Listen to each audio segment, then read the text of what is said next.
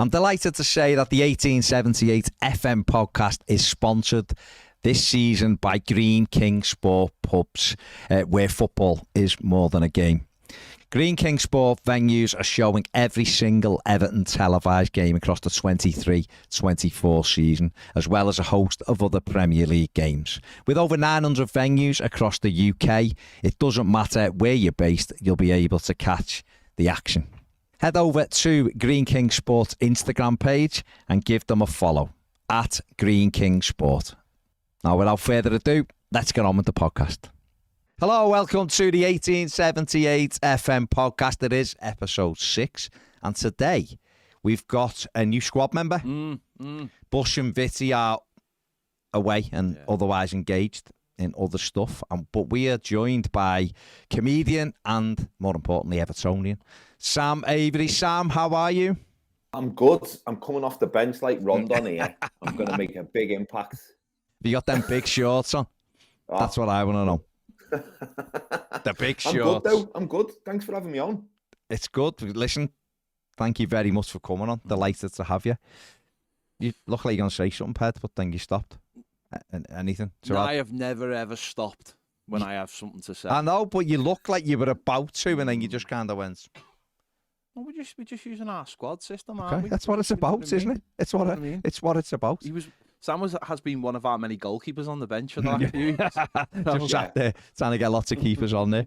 This is a League Cup match, and I've been brought on. And he's in. I'm just hoping I don't drop a clanger right at the end and just, put myself out of contention. No, I'm sure you'll be fine. It does. It feels like the old Shank Tosin for Rondon sub. Is that what it feels like? Who's Shank Tosin? Which one's Rich? Sam's already said he's Rondon. So who's Tosin? Vitty. No, Vitty plays every week. It's Bush, isn't it? Yeah, it's Bush at the moment. Bush promised a lot. Where Tosin gets his air from, because I could do with a little bit of that. But it's a can. Yeah, there's definitely a can. Yeah, spray on. Well, in the week, we witnessed without talking about the way your hairstyle is, Sam. He looked very much like you. Style. And at the weekend, he looked very much like Ped. So, fair play. We went to watch them train them once. They invited us to watch them train. I can't even remember why, but they just did. They didn't. It was it was one of the sponsors. It wouldn't have been Everton. You know what he looked like? Of course it wouldn't. No, I think we've said this before. Remember in Hook, when Dustin Hoffman's wig gets whipped off him, and you find out what Captain Hook looks like without a wig, and it's all just, that's what he looked like mid-week. Wispy honestly, bits of hair, yeah, just a little... Honestly, just, it was tremendous. And then on a Saturday, he was full Peter Pan. He was just ready to go, wasn't he? Can I tell you my favourite ball/footballing story? Go for it. Of course you can. Myself, very quickly. I used to play five-a-side, and it was down at Picton. It is. Yeah, Picton. Yeah. I'm playing there, and I wasn't very good, but I had a decent left foot. I could welly it from miles out. And then when the lads waiting to come on the pitch after you, they're all on the sideline. Like the last couple of minutes, and we were all in our late 30s, and I was totally bald, and there was all these lads waiting to get on, and they must have been like 19, 20, and they all started calling me Robben.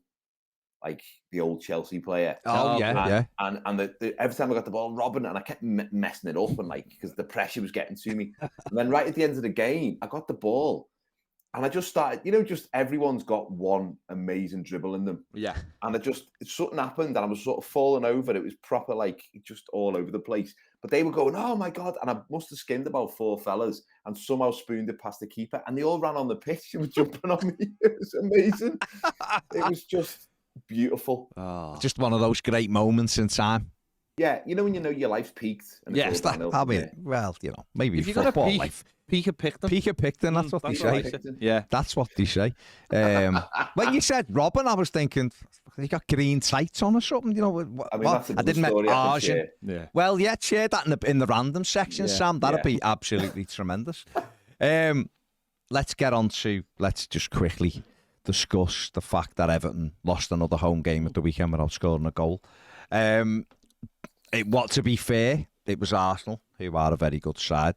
But Sam, I don't know about you, but I was just disappointed the way we almost accepted the fact that they were just so much better than us and didn't really lay a glove on them. There's no shame in losing to Arsenal, but more the way we lost to Arsenal was the thing that disappointed me at the weekend. Yeah, I mean, I think at the moment, because the results aren't there, you're looking for something else to spark your excitement or just rekindle that hope that seems to have completely evaporated. Because, I mean, one of the things I've said about Everton loads recently is, for years, I've joked it's the hope that kills you, but it's actually not. It's the lack of hope that really knocks you out, because football's built on hope and built on you've got to have the belief that the next season or the next game or the next manager, whatever it is going to improve your situation. Otherwise, why does any fan of any team other than Man City go the game? Because you've got to believe that you can improve. The results have been horrendous. I know there's probably certainly two of the first few games, maybe three if you include Sheffield United. We probably should have won. But the results have been pathetic. So you're looking for some kind of style of play or setup, even though it's against Arsenal, who are probably going to, be runners up, at the least this season. You're looking for something to give us something to shout about, and there was just nothing there really. And I understand that sort of style of play, and maybe away from home you can look the other way a little bit, but at home you should be. And I'm not saying we should be dominating, because it is Arsenal, but you've got to be putting your foot in. You've got to be getting the fans kind of, even if not on your side, just in your corner, and just feeling like there's some kind of plan here. And it just feels like Dice just, I'm questioning him more with every game, and I'm giving him the benefit of the doubt every time I can, but it's getting harder and harder. And then you start to think, well, where does that lead us? But I mean, in terms of the game itself, it was disappointing, and I suppose the only positive was the goal difference stayed. It was only one goal. I mean, what are we doing here? I mean, Sam just nailed it, hasn't he? Even though we know Arsenal are a great side, and losing to Arsenal shouldn't be a barometer of how terrible Everton, because it isn't about that. But the disappointing thing for me was we didn't lay a glove on them. Never. And the more disappointing thing was, okay, if your game plan is keep it tight, get men behind the ball, don't give them space, that's fine. But when you actually concede the goal, then surely there has to be like a change in what you're doing. Sam's just nailed it there. The goal difference was the plan to just concede as least as possible, because it didn't feel like there was anything else, and that just there's such level of apathy in the ground, and there's such a level of apathy. That a worry for you? That on it's a worry. It's a worry for me because of the whole situation at Everton. I think Everton are in a horrendous situation at the moment. People are starting to cotton on, but there's almost this thing of like the worst won't happen, or we won't. Like you start to talk about like administration and things like that, and it just you've got to have hope, haven't you? And the hope starts on the pitch, and it starts with the players having a little bit of fight. It starts with the manager understanding what it takes to get Goodison going, the kind of football. I don't quite know if this manager understands how to get Goodison going. I think, funny enough, the last manager, Lampard, I think he got it, that side of things. Just couldn't transmit that to the way we played all the time. But he understood the right things to say. I just think there's, like you've just said there, you come out, you go 1-0 down, and you're just playing exactly the same way, and you're not changing the style, you're not going long, you're not bringing someone on to try and get overloads in the final third, or bringing three at the back and saying we're going to push the full back really high and they're going to be the wingers, and maybe push Dan Juma as a second striker. There was nothing like that. And you think to yourself, if you're playing someone like Arsenal, how do you honestly believe, if you keep everything you've been doing the same that you've been doing for the first hour that hasn't worked, you just change the personnel, that things might change for you? I don't get that at all, and that's where I have a problem with Sean Dyche. Like, I understand he's not the greatest manager in the world, but I just, does he understand that home games to us are, certainly growing up for me, I'm 45 soon. I've been going to game for coming up to like 39 years, I think. Going the game to me at home has always been, you very rarely lost a game at home. Now we've lost 6 of the last 7, and that's all under his tenure, by the way. And I just think, how can anyone get away with that? Like, again, I'm not calling him to be sacked, but I know that if it was Benitez, and I know if it was Lampard, he will be getting sacked, or anybody would be getting sacked with a record like that. And I just think you've got to start looking at this and thinking, got to start looking at your home games as absolute bread and butter. We've got to start throwing everything at the opposition, and we don't. And then it doesn't get the crowd going, as I said, and you walk out and you just shrug your shoulders. And like Sam just said, it's that hope. If you don't have a hope, then what's going to happen? People are going to stop going the match. It's dead simple. People think it won't happen, but it will happen. People will think, I've got something better to do. You know, oh, they changed the kickoff time with 2 weeks' notice. I've already got something planned. I'm going to see Busted or something. It happened, Sam. It happened, Sam. We know for a fact it happened on Sunday. One of our mates went to see Busted instead of went to the Everton match because he'd made plans with his girlfriend, and that'll happen more and more. Everton won't be the most important thing in people's lives, and I'm not saying it should be, but if it is the most important thing in your life, Everton should keep that alive, and they're not. Well, one of our mates started to miss games now. Who went home and away. Haven't we? You know, we both know someone, and that's the way it is. I find that like Everton have just, similar to you, Ped, like Everton have just always been there through my life. You know, they're just like from that early age, and whenever I think of them, it doesn't matter how we're doing, whether we're doing well or we're doing not well. They always excite me. Thinking about the next game excites me, and thinking about the club and reading any information about there's been a friendly behind closed doors and played. You know, all that information you absorb it in, it just excites you. And even the last 2 seasons when we've been struggling, I've still had that. And I've noticed this season, whenever I think of Everton, I think of all the emotions are negative. Like there's no excitement. I just feel like it's anxiety, like genuine anxiety. Not, we all joke as football fans, oh yeah, they make me dead depressed. But like generally, you wouldn't bother following them or going if that was true. But that's starting to be how I feel, and it's horrible to watch Everton at home and yearn for a Phil Neville tackle. Because if we could buy one of them on the transfer market, won a game in the 68th minute, because that used to get the crowd going, and that's what you talk there about, like managers getting the home games, getting the club. Phil Neville was not the greatest player, but those tackles did galvanise the fans and get everyone on board, and then the atmosphere is different. The players start responding, and you get a real overlap. But do you know what's mad? I'm actually through the anxiety. The anxiety was at the end of the Lampard season. That was the anxiety to me. I didn't feel too much anxiety last season, and I don't feel it now. But that's sad in itself, because it's almost like it's acceptance. It's not that we've gone through the worst, because I generally think the worst could still yet to come with all the talk around, you know, the loans and the 777s of the world and all this kind of thing. But there is almost that thing of like, we are where we're heading. We all fully understand it now. And I think it was that grey area where we all thought, no, we're all going to be fine. And this is, it's a relegation fight and it doesn't happen again. Well, because it happened last season and it's definitely going to happen again this season, a relegation fight, you're almost like, well, we accept it now. And actually, if we get 20 points and the bottom 3 get below us, have less than us, then that'll be enough. And there is that acceptability now that's becoming more and more and more of like, just got to finish above 3 other sides. It doesn't matter. It's terrible. And it's terrible. It really is. And you're absolutely right, Sam. You know, we all 3 of us will have come from an era where, like, obviously there wasn't the internet, and you did literally live on Chinese whispers and club call.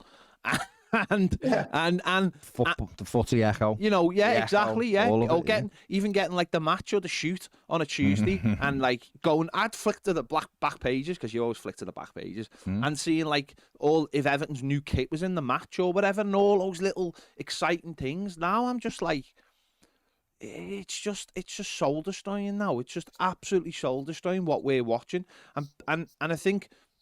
What's sad is we've crossed the line from being people going, you're talking nonsense and this will never happen, to people going, yeah, it probably will happen. Whatever. And it's just like, when is, I don't know. It's not the one continuous season. That's what it's like. And that's why Sam, when Benitez took over, I want to lay it all on Rafa Benitez, but that appointment signalled a change in Everton. Obviously, Ancelotti went. We had the opportunity to bring in 3 or 4 managers who were better than him, and we went with him. And that signalled the end of the spending. And then that was depressing that season. And then Lampard kept us up.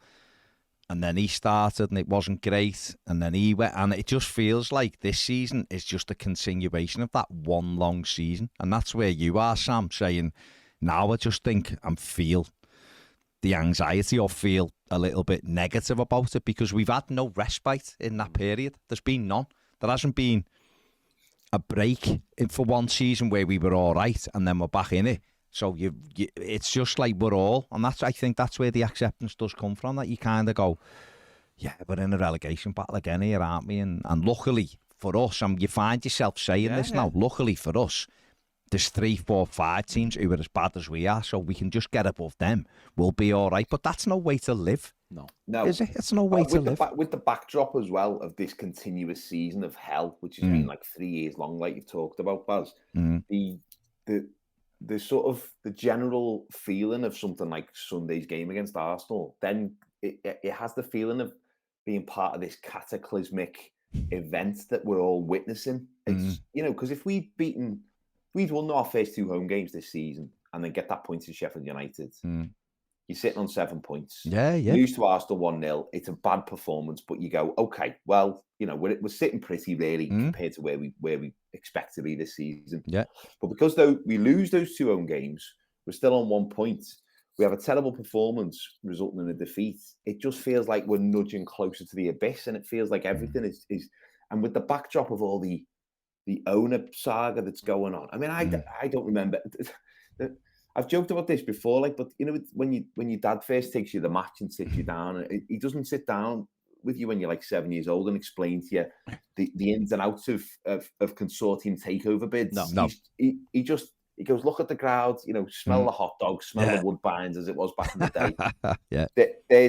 There's Pat Van Den Houw. He's a psycho. That's kind of my memories of the first game. Yeah. Rather than let's talk about corporate takeover. There's all that going on, and I think it's really difficult for most fans to kind of get their heads around exactly what that means and exactly where that'll take us and whether it's a good or a bad thing. I think most tend to feel like it's a bad thing, what's going on with 777, which we can talk about more. But yeah, it's grim. I took my wife to see Wrexham at home a couple of weeks ago. Yeah, for a birthday. She's a Liverpool fan. I'm obviously a Blue. We both enjoyed the documentary. It's her 40th, so I thought I'll surprise her with tickets to Wrexham. It's dead hard to get tickets, by the way. But when I finally got them, I took her to that ground. It's the first time I've been to watch another team other than Everton in, God, about 30 years. And obviously Wrexham, it's you can't compare. It's different levels, and obviously they're on this very unique journey, which is taking them on an adventure. But just the different atmosphere, just walking to the ground, outside the ground, and probably a lot of that was me not having this anxiety and internal agony that I gotta go through when I see Goodison now, that's not what it should be. You should be looking at, there's the home of the team I support through thick and thin. Instead I go, oh God, it's like looking at an ex-girlfriend with a new fella on Facebook. It just makes me feel grim. Yeah. So it was really interesting to step outside of the plight that we're going through and obviously look sort of through the eyes of another fan's perspective and just see that. But did you enjoy it? I did enjoy it, yeah. I mean, I had about 4 pints, so I could have been watching it, to be honest. Hey, we play like we're in League 2 sometimes, so I wouldn't worry about the difference in quality. You just mentioned it there. I mean, Ped, the 777 stuff, there's more, as we know, 777. There was another story, well, there was a couple of pieces last night about it. Ian Herbert had done one, and obviously there's one from Oliver Kay, more hit pieces at the moment. And as Oliver Kay said, to be fair, and this isn't one side or the other, but Farhad Moshiri and 777, the perfect partnership. Yeah. Or the perfect people to take over at Everton. There isn't loads of evidence that would suggest that's the case. Now, that doesn't mean they can't be good for Everton. But if you're, as we are, 3 Evertonians who are worried and are looking for some glimmer of hope, you do have to almost jump off the building with your parachute on and hope that it opens, don't you, with this one? Because everything's telling you not to jump, isn't it? The Wild West, isn't it, at the moment in football? You think of like these people come in and the first thing you ask is like, what money have they got? Like, and if they're a billionaire, and we saw this with Moshiri, you're like, there was a comfort in there, but then you've got like, but then we've had Moshiri and Chelsea have got like the Todd Bowleys of the world, and it's just not enough anymore, is it? It's like, but then there's no like, on the flip side of that, you're not going to get the local business done well. No. So you're never going to know, and certainly you don't get like trusted names buying clubs either, really. So it's a really difficult one, isn't it? And 777, all the noise isn't good. But then on the flip side of that, now I don't know whether this has almost been done by design, but the media are basically, or part of the media basically telling us that if 777 don't take over, then we're gone. We're basically gone. The latest one is that they've lent us £20 million to pay the bills for the month because they won't be in. Obviously, they won't be in for the next couple of months. So that 20 million is a loan at the moment, but essentially that's just them propping up a club that they're trying to take. Isn't that till the next payment comes in? Yeah, but that's still terrifying. Yeah, of course. He's clearly checked out. He's just gone, I'm selling it. See you lads, I'm going back to my yacht. Yeah. Put my feet up and I'm going to get on the phone to Alicia to see what's going on. That's terrifying. That really is. That's scary. That's a scary place to be in. When you think about it, when he first came in, we were genuinely one of the first clubs to have a billionaire owner in the Premier League.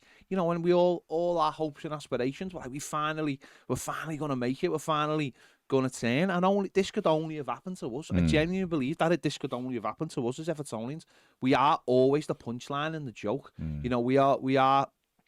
We are like, if anyone's ever watched It's Always Sunny in Philadelphia, it's like they always have their big plans and they always look like dickheads. And that's what we always end up doing. And the people, it's like, no, Sam, innit? It's like, are you just keeping with the reference from Sam's Wrexham trip? No, do you know what? I didn't even, I was just... the Rob McElhenney reference. I was just thinking, like, honestly, if anyone's watched it, that's what it's always like. It's like they have these big plans and like they'll come into a little bit of money and they're a little bit smug about it because we were, let's be honest. And they just end up looking like dickheads, and that's and Liverpool fans always seem to have the last laugh. Always, like it doesn't, like they're not even part of this, and they always end up having the last laugh. I wouldn't surprise me if they ended up buying our stadium and turning it into the Rezzies and the women's stadium. Like that's genuine what's going to happen, isn't it? There's a part of me that thinks that new stadium won't end up being ours. There's a genuine part of me at this point because the mismanagement has just been unbelievable. And that smug feeling we had when Mashiri took over, I'd love to go back. I think there's a way of getting your old tweets back, isn't there? And like the things I put on Twitter between probably 2016 and 2019 when we were signing number 10s like they were, bacon butties. I would love to see some of the smoke because I remember me and another Everton fan like having this, and we were sort of tongue in cheek, but there was an element of truth to it where I was saying we've won the transfer market again, and I think we're bored. Yeah, sometimes go and do that on national TV, mate. Yeah, do that on national TV. Can I just hang on before you carry on, Sam? Before you carry on, let's have the context of this though, because it always gets brought up. We were you were asked the question. If Everton won the transfer, you were asked the question. It doesn't make me feel any better. No, but you were asked it. People just think you came out with it. You were asked specifically to say that by Sky. But God. Carry on, Sam. Yeah, carry on.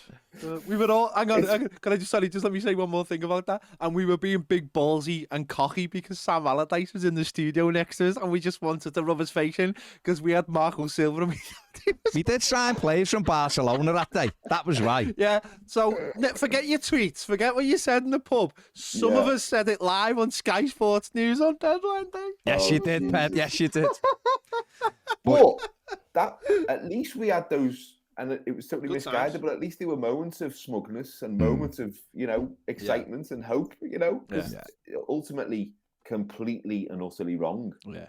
But I mean, because like going the match, like my sort of formative years ago in the match was the sort of mid-90s. So like Mike Walker, that's when I started going. I mean, it was a low bar. And then obviously we won the cup. Joe Royle gives us a couple of good seasons and then we sort of struggle again. But I used to sit in the Gladys Street and I used to think, God, if we just had a bit of money, because we're always struggling for money, and at the time, like Peter Johnson was in charge, and it was all about, how can we compete with Blackburn, who had Jack Walker coming in with all that money? And I used to think if we just had money, and all the football management games I used to play, sensible world of soccer, I'd always take over Everton. I'd make sure that we got pumped full and like won the league and all of that. Yeah, because it was like boyhood dream. And then you fast forward 20 years, we get the money. And we just Brewster's millions up the wall. Absolutely, mate. And we're left in a much worse situation. No. And if I was a fan of any other club, Yeah, I would subscribe to Toffee TV and take massive joy. Yeah, loads do, mate. In just loads do. Our misfortune. Loads do. That's our big part of our views. Views are just people going, this is... But then it's gone from, lads, this used to be funny, to this is really sad now. No way. No, it's... No, you're absolutely right, though. Like, I think... I'm not saying, like, you should know your place in football, and it's dead easy to go, oh, well, if, you shouldn't have been smug about it, but or whatever. But football, you can't wait and see.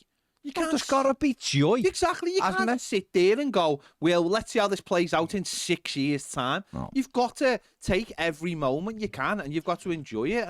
And for the... It can end very quickly, as we've proven. For the little bits that I've been happy, we've enjoyed it. But then the flip side of that is you can't sit there when things are going wrong and think, well, let's give it 5 years as well. You know what I mean? When it's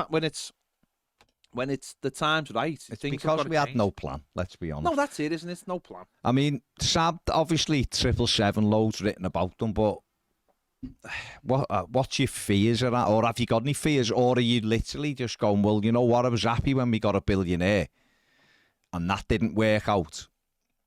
I dread to say this, but these can't do any worse. Is there any of that going on? Or are you just literally like, what are we doing? Where are you with it? Things can always get worse. That's the problem. People always say, when you're at the bottom, there's only one way you can go. Well, you can't find another bottom. You can actually go further. And we've seen that with this country. We've seen it with the world at large. And certainly Everton have given us that. Yeah.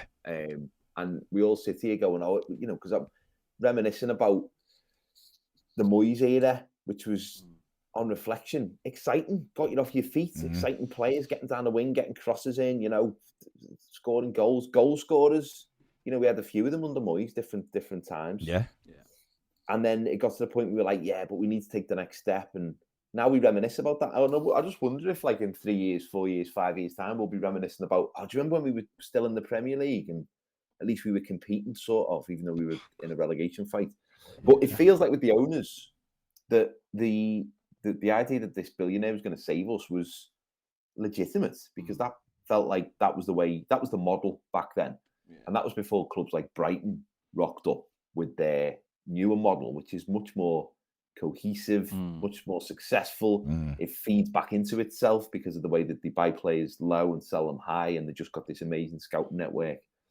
I feel like something like that, and having the right people in place and having the right structure is probably more important than throwing money at it in most cases. However, because we appear to be in such a hole, it's almost like, well, we need some cash injection. Maybe that's not the right phrase, but we need some kind of money coming in. Otherwise, what are we going to do? Because we're clearly in a lot of problems if we're having to borrow money just to pay the wages for a month, which is, that's startling, isn't it? So what happens now? I'm almost like, checked out's the wrong phrase, but it's almost like I can't invest as emotionally as I have done throughout the last few years, because I'm spent. So I'm almost watching this, certainly as a fan, always a fan, but also slightly as a kind of interested observer to see where it goes, because it's going to be fascinating where it goes, and I'm not sure it's going to be that pretty. I mean, Ped, I was just going to say, but obviously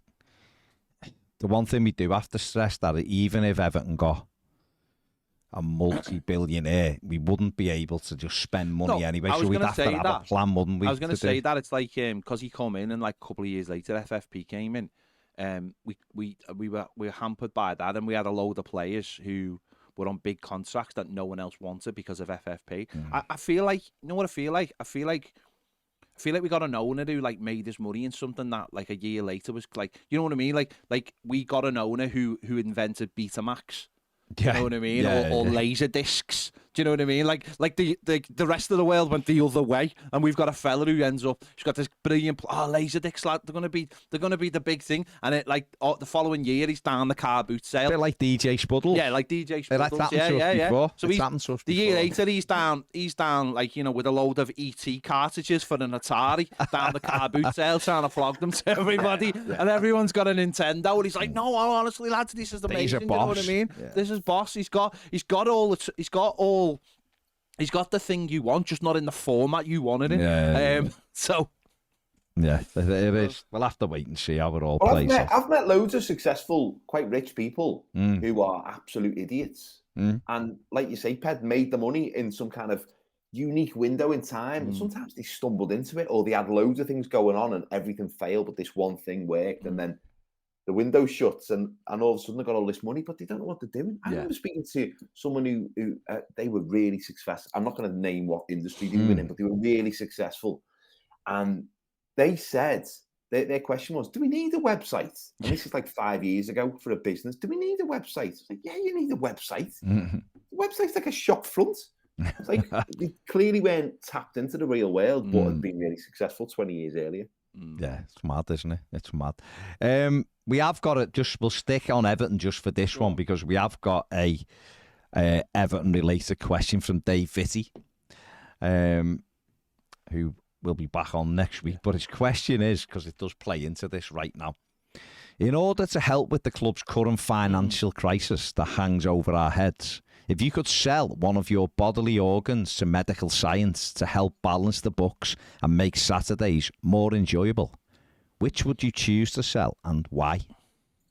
The obvious answer is the eye, so you can't watch the match, innit? But what if they got good, though, Sam, and then you'd miss it, wouldn't you? I think you need to listen. You just listen. Okay. Just listen. You go back listen to raw. Listen to the raw. Listen to your going with eyes. I don't know. There's probably a body part that you don't use that much, isn't there? You know, like some more than other. One Ned doesn't. Yeah, use absolutely. Yeah, we won't say with Ned, but he definitely doesn't use one. That could help people. No. Have you had any thoughts, Pedro? I can't really think. I don't know. What does your pancreas do? That's very important. Is it? Very, very important. Really important. Well, it is, isn't it? Really. Yeah. You'd be in trouble without it, put it that way. Well, what does it do? It's your sugar, isn't it? Blood sugar and everything. Your insulin and what if I stop eating sugar? I don't think it quite works like that. But that's up to you. If you want to risk it, you're saying your pancreas. No, I wasn't. I was just trying to get a definition of what it did. It's very, very important. I don't want to get rid of it. I just had a general feeling. Okay. Yeah. What about your adenoids or your tonsils or something so that, you know, we can't boo at the final whistle? All right, a kidney. Would you sell a kidney? Yeah, I don't need 2 kidneys. I've stopped drinking, so I don't need 2 kidneys. So just 1 kidney. So you'd sell a kidney. Yeah, why not? That if it's a medical science. Interesting. Kind of just, rather than sell it to medical science, kind of just sell it to like some fella who needs one. Wouldn't that be more useful? Wasn't quite the question, but fine. If that's you're prepared. If he ain't going to be on the show, I'll mess about with this question. You're prepared to sacrifice a kidney. Yeah, I did kidney. Give you the assist because that was going to be mine. I'm not sure how useful your little toe is. Interesting.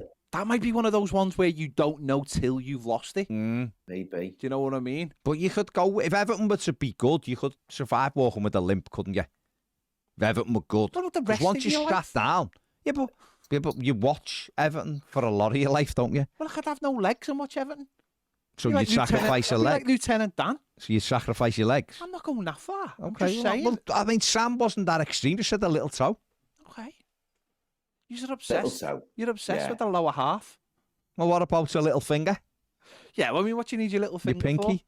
For? You're still quite dexterous without that. Just feel weird though, wouldn't it? It would feel. But how would you eloquently drink a cup? Yeah. That's what I've just said. Yeah. Drink a cup of coffee or tea. How would people know you were English? The next one. Yeah, you'd use the other one, or you'd have to it'd all be in your facial expressions, wouldn't it? You'd have to just, couldn't you just go? Couldn't you go index finger and thumb and just drink it that way? Even though there wouldn't be a pinky, but just the fact that you're holding it like that. Do that. I mean, some of those China cups, if you've ever had one, of like your nan or whatever from years ago, that was the only way to pick the cup up. It was too hot to hold, so you'd have to press together and hope that there was enough force in your index finger and thumb to therefore shock. Too hot to handle, too cold to hold. It was. You call it Ghostbusters. Kids today have less, strength in those digits because of that. Exactly, Sam. And exactly. That's why we're in the trouble that we are. are. We're in the mess we are. It is. It's disgraceful, really. There's no resilience anymore. And if I really wanted people to know I was English, I'd just tell all the foreigners to get out. There's lots of ways That's the best way. There's lots of ways. Stand it over and say, down with this kind of thing. Okay. Does this body part guarantee success for Everton, though? Or I think so. Or it's basically what it does is it resets everything, so you've got a chance to build again. To balls it up in a different way. In a different way, unless you get someone good in who knows what they're doing.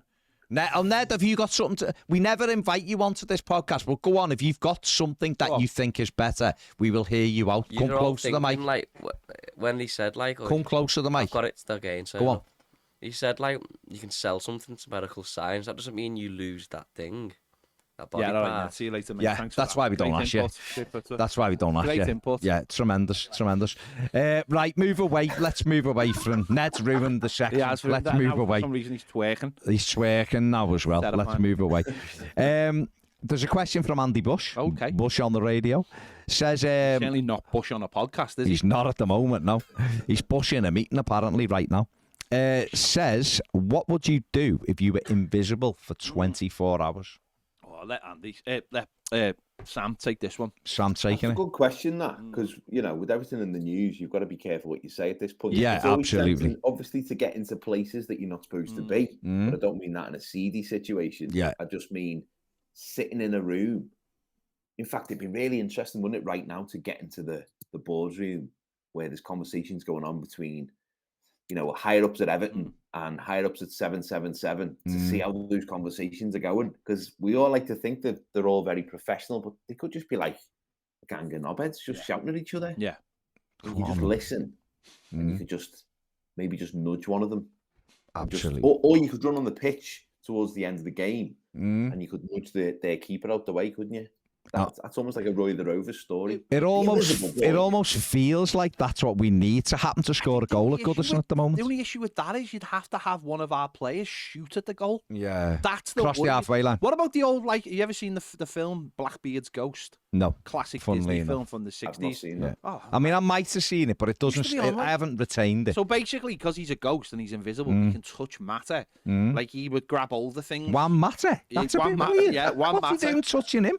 I don't know, but we've got to be very careful what we say. He'd just grab all the things as a ghost and move them. So you could someone could have a shot and you could just grab the ball and just do Roberto Carlos. Latroma, 1995. The goalie tries to grab it, you go bend it the other way. In the other corner. If you did that 3 or 4 times a game, you were winning every game, man. But if you did it once, in a big game, or stand behind Pickford, someone's shooting, you just dive and tip it over the bar, and people are like, "What's happening there?" I prefer my one. Your one's better. I prefer my one because you can almost argue that it's the fade they put on the ball. These new the balls move. It's the ghost of one matter. The ghost of Jubiliana. It is the Jubiliana.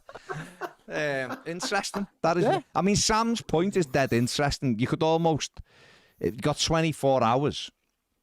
Would it be possible to be sitting listening to just Farhad Moshiri for an hour just to see what he does with his life, then get into the Everton boardroom to hear about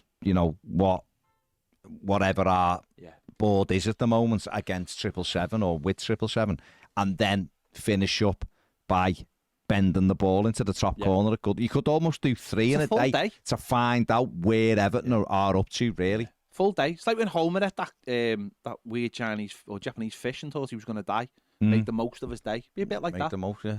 Very interesting. It's exactly like that. It is exactly like that. It's 100% exactly like that. Maybe I'd finish the day off with a bit of that. Japanese fish. Maybe. And then he woke up to find that he wasn't dead. Yeah. Well, I was going to say that's normally the way you wake up. That's normally the best way. To find that you're not dead. Well, as you get older, I mean, it's always a bonus, isn't it? Well, it is. That's what they say. It's a bonus then, isn't it? But unfortunately, as you do get older, it's either dying or being desperate for a piss. It's one or the other, isn't it? and sometimes I don't know which one's worse. You need to do your Kegels, mate. You need to do your Kegels. Have you ever thought about writing a blues song with those lyrics? I'll be honest, I haven't, But maybe now I am. Maybe now I'm thinking. And especially the way you started it off there, but just went. I woke up this morning. I was not there. Then I realised I was still paired. I was still paired. My bladder was full. I needed to go. I went for a piss, but it was so cold because it snowed. No, you ruined it with the snow. You've got to have things like a lot of it was all right, but you ruined it with the snow. I have a Novello Award incoming. Yeah, sorry. Incoming. Sam, you are obviously, before we go to the final random bit, which is questions, you are a comedian, so tell us what you're up to at the moment. No, you're going to say, tell us a joke. Tell us a joke. No, go on. Tell us what you're up to as we move into our final random section. Yeah, I hate when people say, tell us a joke, but that happens a lot. Yeah, There's only certain jobs people do that. Doctors, dentists, and comedians, I believe. No one tells a bin man, yeah, just do that for us. Yeah. Well, you're there. Just pick that bin up. Go on. Just sort me recycling out because we've got a new bin and I don't know what's going on. I've got a new tour starting on the 5th of October, so it's called How Not to Be a Terrible Parent. And I mean, if you want a spoiler, it's just don't take them to Goodison at the moment. But that starts 5th of October, and that's going to go around the UK. So any listeners in Liverpool, I'm doing the Playhouse in November. Oh, nice. Oh, by the way, there was a poster outside the Playhouse, and I was very excited to take the kids to see it. Yeah. And that's I got there with the kids. Someone had drawn a Hitler moustache on it. So my kids were going, "Is your show about Hitler?" I was like, "No." They said, "Was Hitler a comedian?" They said, which no. How old are your kids? No. 8. I mean, to be fair, they're well played that they know Hitler. Do you know what I mean? Because he's well, I've taught them all about it. But as you do. The Hitler stuff's dying out, isn't it? I think we need to keep it alive. Well, I don't know. You know what I mean? Again, I don't know. Well, you know, I think no one's been that popular in Germany until David Hasselhoff, I believe. Yeah. I think it's mad, isn't it? No one ever draws someone on someone's face and goes, "You look like Stalin," do they? It's always Hitler. It's always Hitler. You know? No. Or a beard on people and say you look like Mick Ferguson. Who? Mick Ferguson, no. 5 goal Fergie if there's a beard on there. You don't see it, do you? You don't see it. Or a massive, terrible person from the 70s. Generally just seems to have that weird beards. Big beard. Yeah. Fair enough. Yeah. Blackbeard, I mean, he apparently the ghost of Blackbeard. Well, he was a pirate more from the 1700s. But he's probably terrible. Was he terrible? The least we say about people who look like pirates, the better. So carry on, Sam, go on. So the tour starts on the 5th of October. That's the 5th of October. It runs through till March. So if you go on my website, samaverycomedy.com, all the dates are on there. So brilliant. Yeah, looking forward to that. So, should be good. Check it out. Check it out. You've just been given the website. There's no excuse. And support a good Evertonian. There might be an excuse. But you've got a lot of dates between October and March. Yeah, but not if you keep making not those if one excuses. of them's in Aberdeen and you live in Walsall. No, well that's fair play. Well, you wouldn't go to that. Surely you'd look for a more local venue. That's why he's doing a tour. Exactly. We're taking it everywhere. So again, therefore, ergo, reducing the excuses. Why are you trying to limit the amount of people that go and see Sam? What are you doing? What are you talking about? Reduce the excuses. I like That's that. it. There you go. Do it. We have got some random questions from some of our Premier members. Some random questions. The whole But they're all random questions, so we may as well ask them anyway. Mick Furnivall says if you could ask anyone dead or alive one question and they had to answer it truthfully, what would it be and who would you ask? Jesus, are you real? I mean, he's gone there. That's a tremendous He's gone there. That's a tremendous one. What if he just read, of course I'm real. Yeah. See, I don't think you're getting down to the nitty gritty there. They go, I'm real, lad, but don't believe any of the rest. That's right. Hang on, I'm allowed to question whether someone's the son of God. Okay. I think I'm allowed that right. You are allowed that right. Exactly. Yeah. So that's what I'm saying. I'm not disputing Jesus. If you just said the stuff that happened, I'm not disputing Jesus is real. Therefore, you're almost prejudicing your question. No, There's a bit of prejudice. No, there is, because you called it shite. Did it really happen? Yeah, that's fair. That's a fair question. Lad, would you leave lad on the end of it? Yeah, of course I would be like lad. Tom, what happens in that cave, lad? Tom Blue, let's start with you. What happened in that cave? Go on. Am I not you can. The question? Oh, go on. Who would you ask? I'd ask Hitler? No. No. Where did all the gold? Where did the gold go? You know, I want to know where all the gold went. Did it really go to South America? Yeah, that's what I'd ask Hitler. I'd say, where was your gaff in Argentina? There you go. Because he went, didn't he? No, we haven't. He went. And where's all the gold? I thought they went to the moon. No, that was. Is that not true? No, that was just the Americans. No, not in 1969 either. Well, would you ask that? Would you not ask Neil Armstrong? I wouldn't ask Buzz Aldrin because then he just punched someone for no reason, didn't he? Because someone asked him a question. I'd go and ask Neil. Say, all right, Neil, what's happening, lad? Did you know when you went to Area 51 and pretended you landed on the moon? I think they went to Area 51. He did. Tom Blue says, what are the 3 things on your still on your bucket list? I'll go to you first. 3 things. Petra. Okay. Love to go to Petra in Jordan. You know what that is, don't you? Yeah, go on. From Indiana Jones and the Last Crusade. Yeah. You have said this. You've got to educate No, the you have, audience. but you were asking me, so that's fine. Yeah, but do that. You know what? Go on a cruise to New York. Okay. And not hit an iceberg. That would be advantageous. That would be the bonus, wouldn't it? Advantageous. That would be the bonus. Ideal, I'd say. That's an ideal cruise. And mine all seem to involve travel because I've just been burnt out from everything else. But that's nice. There's nothing wrong with that. So and Pat a line. Pat a line. Yeah. Pat. Mixu Pat a line. He's great. He's great. Inspector Mixu Patalainen. What a player. He me club down, Jerry. What a player. That's a joke. What a player. Some people get that joke, some people won't. Go on then, Sam. My bucket list. Okay. 3 things still on it, mate.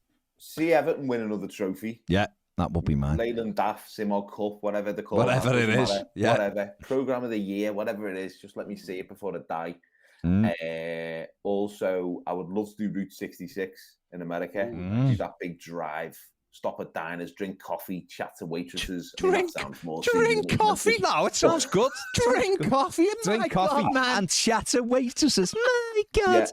Yeah, that's it. And then number 3 would be sing karaoke sober. Oh, that's a shout. I don't know about you, and maybe this is a male thing, male privilege and all of that, but there's part of me, whenever I do something new for the first time, I always think maybe this is the thing that I am really good at. And I'm yet to find that thing, but maybe sober karaoke, I could find that I've got this beautiful, soulful voice, rather than just singing Mustang Sally after 9 pints of snakebite. Fair. I mean, listen, they're good. Fair play. They are good. Watch this space. Absolutely. Stuart Thompson says, I've just seen a 60-plus-year-old biting his toenails and spitting them away on a train. So what's the worst thing you've seen on a train or any other public transport? By the way, kudos to him, though, for his flexibility. I was going to say, if I was 60-plus and I could shove a toe in my mouth, that'd be made up. Flexible. Flexible. That is disgusting, though, the rest of it, isn't it? But what's the way? I mean, you literally worked on transport for a bit, so what was the worst thing you saw on? Danny Murphy with his feet up to a train to Chester. That was the worst thing you saw? Well, it wasn't, but you just wanted to drop that in? He was told to put his feet down. Okay, fair play. Fair play. But did you see anything worse than that? Because that is kind of the question. On a train? Or in the taxi or on a taxi, bus? I mean, I've seen an old woman have a piss on my seat. Wow. That's not great. That's not great. Well, depending on what you're into, but that, I guess... Very much at the time. Very much. I wasn't into scrubbing piss out of my seat, I know that. No, that would have been rubbish. That would have been... Nice. That's a bit of a damp squib, wouldn't it? Did you pay the fouling charge? To be honest, I think she just said, sorry, you can give me like 10 pence. No, like your nan would. Fair enough. It's lads. It's 10 bob. But you probably only used that much of your cleaning product, though. So really, she was just making sure you weren't out of pocket for the cleaning product. Didn't she? Fair play. Yeah. Sam, have you got anything to add to this? Yeah. Well, it was similar. It was on a tube in London. That's where the tube is, isn't it? Yeah, to tell you the London. Yeah. But it was a fella weeing into an empty can of, I think it was Kronenberg, if I remember correctly. The devil's in the detail. Yeah. Weeing into this can of Kronenberg in front of everyone. That was all but enough. But then he put the can on the floor and the train was rocky, and then it rolled. And the can just went bang and then rolled. And then there was just this river of piss everywhere. And people... Because it's the tube in London, no one said, mate, come on. Everyone just was completely silent and just lifted the feet up to let the wee go under it. Probably just a normal normal day for But most. what about, I mean, that in itself, if he wasn't getting splashback, it's a good aim. But the thing, Because the can thing's not massive, is it, the hole? Yeah, and like, you could, if the train's rocking a bit, you could cut the tip. And no one wants that, do they? No one wants No one wants the tip cut. And also, he should not have been employed as a ticket inspector if he's going to behave like that. No, I mean, that was just scandalous, wasn't it? That's scandalous. Not on the Jubilee line. What's he doing? What is he doing? It's the Queen's line. Matt Seddon says household refreshments as kids, Soda Stream or the Pop Man. The Pop Man, we never had Soda Stream. No, no. I think they were just reserved for bad Tories, if I'm honest. Well, I always wanted a Mr. Frosty. Yeah. Mr. Frosty. Never got one. No. My wife wanted one, never got one. So I think it was for like a 35th birthday, and Mum bought her one. And we've used it once, and it tastes like, it's horrible. It tastes like yellow snow. It's horrible. People were just doing you a favour, not getting it. Do you remember that other thing as a kid everyone wanted, where it was like My Little Kitchen, and there was an advert, and the girl took the breakfast off. I've heard of My Little Pony. No, it was this little kitchen thing, but I always remember it because on the advert, the girl basically made Swiss roll with beans on the same plate. Made what? Swiss roll with beans. Swiss rolls, all right. I know, with why are beans on and the she plate? took it to her mum and dad and was like, and I was like, ugh. And it always made me feel, like, no one's getting that. No one's getting it. I'd rather cut me tip than be served that for breakfast, you horrible little child. Like some Heston Blumenthal. Yeah, that's it, yeah. 711 quid for it. So many kids end up in orphanages if that's what they were serving their parents. Get me a Mr. Kipling apple pie with brown sauce on, you dirty ticket. Oh, that is not good, is it? That's made me feel a bit. Imagine if she had a Mr. Frosty, I wonder what the yellow was in the snow. That dirty little. All right. Do you not think the adverts for those toys versus the reality when you get out the box in your little house at home with dad in the 80s? The adverts like what we thought Everton would be, and the reality is what we've been given. Is what we've got. Exactly. If Everton made adverts. Remember like the adverts for toys where the kids would have like the toy. Like it was like a G.I. Joe or whoever, and they had these like big mounds in the gardens and everything, and you'd get them and you'd be basically getting VHS tapes and making like little forts out of them. That was basically ours, where the kids in the adverts had these mounds where they were making proper, it was always the boat. I used to love, as a kid, I don't know why, but like boat, like a speedboat, and you'd see it on this like lake, and it was kids were playing with it, and then you get it in a box and you realise you've got to fill a bath up. That's it, and it's a bit. Go on, mate. Did you ever play Sabutio as a kid? Yeah, absolutely. Because I was in a Sabutio league, and we started. Of course you will. Of course you will, Sam. There was only 4 of us. I don't know, like 2's company, 3's a crowd, and 4's a league. Apparently, There was 4 of us, so the games got quite repetitive. But we were only 11. Like, and Scotland was it the Scots Prem? It was the Scottish League. Yeah, same 2 winners every year. Yeah. But we got. I had this I had the Astro. I got it. Yeah, the Astro pitch. That was necessary. But then I got the little corner bit of the ground, the little corner terrace. Yeah. And my mate got the big grandstands, but between us we couldn't afford enough fans, so we had about 8 fans. So it was like a reserve game every time. Yeah. And we didn't paint them and we didn't stick them. So whenever the ball hit the like stands, all these naked people would just start like wriggling on top of each other. It was like some kind of was it Caligula FC? Sabutio Resi orgy. Yeah. Hey, listen, I'm sure that's been done somewhere. This is why they had to change it to under 21s. No, well there you go. I mean, it's absolutely. I used to love that in Sabutio. We'd have it. We had like bit by bit bought the ground, and then we'd have like a separate section where we put the away fans, and it was oh god, it was lovely. In case it kicked off, and just in case it all went off. I had a Nintendo, I must admit. I had Ped had mates. We had no, I didn't. That's the point. I just played on my own. we had the linesman and the ref, and for about half a season, which was like 3 games. Yeah, we had someone like knocking the ref around the pitch as well, and then the linesman. We were like, keep him up with play. He's not in line with play. Like, come on. Fair enough. I'd have had the ref, but I'd have snapped it after about 2. I hate them. Jonathan Rickard says, if you could travel with anyone in history, who would it be? Where would you go and why? I know. Mathew McFly, 2015, and I'd stop Mashiri buying the club. It's a shout. It's a shout. What would Marty McFly do, though? Well, he'd take you back there, wouldn't he? Couldn't you just take yourself back, though? So you just, I don't know what. Yeah, but you've got to go with someone. He could teach me how to jump across the bonnet, which, let's be honest, we all want to do that. What would yours be?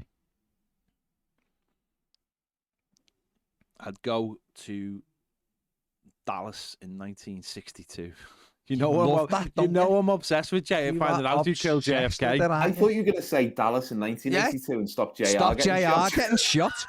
But then it was only a dream. But you know, it was only a dream, and I don't think it actually happened. It was only a dream. It was only. Tell Sue Ellen not to eat so much cheese that night. She had a mare, didn't she, Sue Ellen, that night? Had some cheddar just before she went to bed.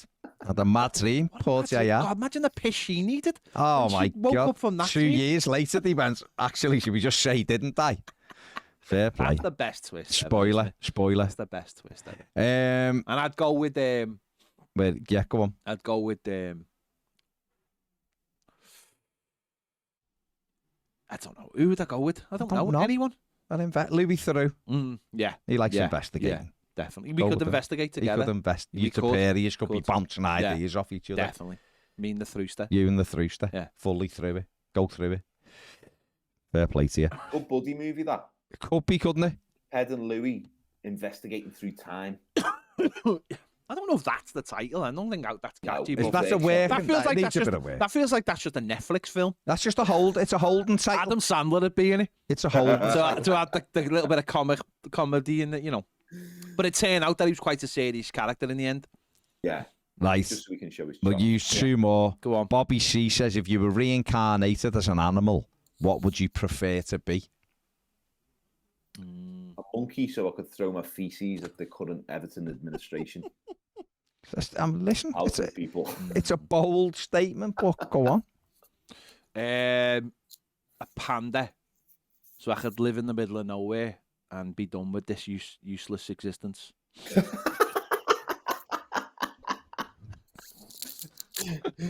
That's made me really reevaluate my life. Yeah, that's quite depressing. Yeah.